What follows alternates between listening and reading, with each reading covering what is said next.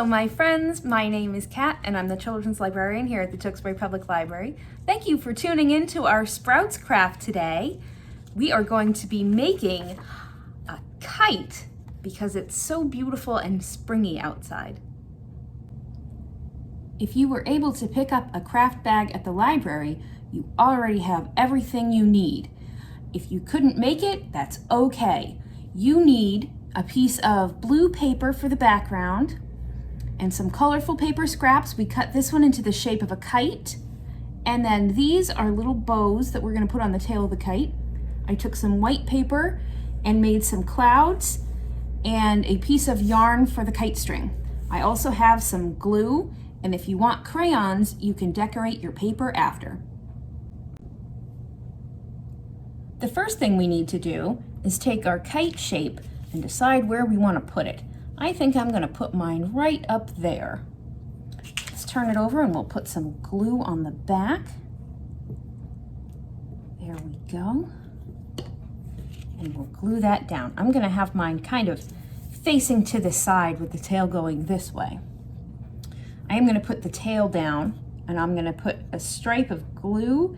If you have a glue stick, that works great. If you have white school glue, that might work even better.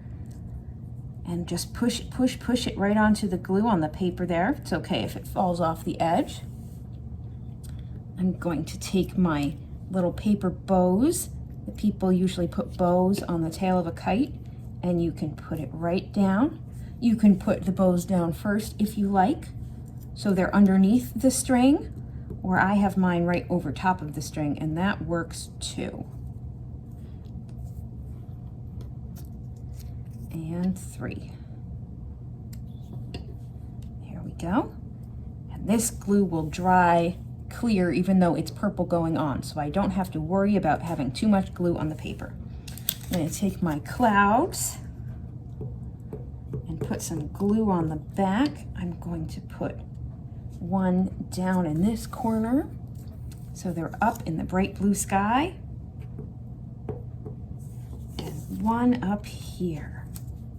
There, doesn't it look like our kite is just flying through the air?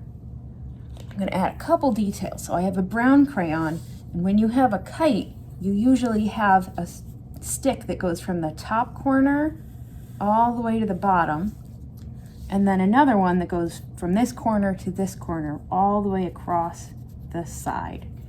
There we go. If you want to draw some birds flying, that's just a little V. It's like the silhouette of a bird in the sky. If you want, you can kind of make more curvy edges so it looks more like the wings are flapping. But there we have it. That is our kite.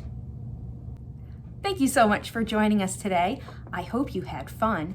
You can follow us here on YouTube for lots of other arts and crafts videos, or follow us on Instagram, Facebook, and Twitter at Tewksbury LIB. Have a wonderful day.